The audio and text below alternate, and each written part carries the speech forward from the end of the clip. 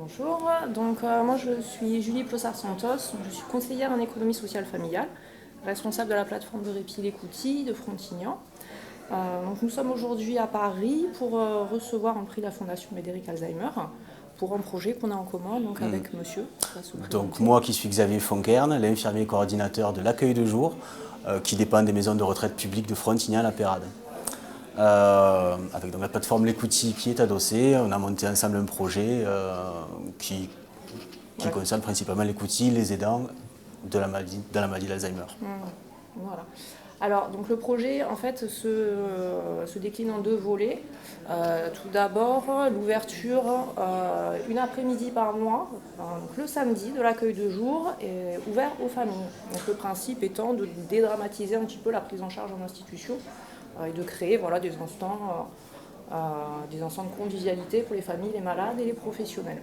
Ça nous permet d'accueillir les familles, de effectivement faire voir que le quotidien à l'accueil de jour n'est pas si déplaisant et même plutôt agréable, et de les faire travailler sur des possibilités d'activité à domicile et surtout de passer un bon moment, un moment convivial entre aidants et personnes malades.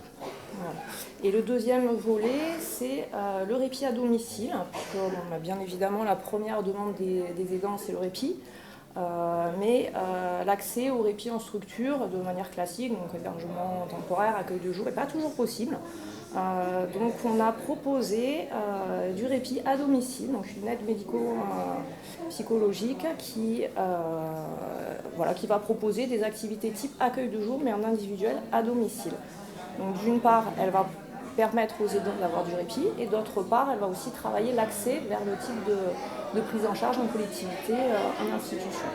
Voilà, ça lui offre des possibilités d'accompagnement de la personne malade une fois tous les 15 jours, par exemple, sur de l'accueil de jour, et ça lui permet de prendre contact un petit peu avec cette vie plus en communauté, voilà, au fil du temps.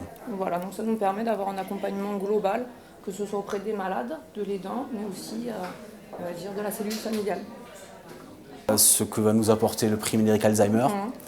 On a beaucoup de possibilités, donc beaucoup besoin de capitaux, donc forcément, mais je pense qu'on va certainement s'orienter autour du transport. Et c'est vrai que pour accompagner les personnes à venir sur l'accueil de jour, même sur des animations qu'on peut mettre en place, on a besoin de véhicules, donc je pense que l'argent sera en partie employé à faciliter le transport et à permettre d'aller chercher les personnes dans les endroits les plus reculés pour les amener à venir à nos activités et à participer à nos activités de groupe.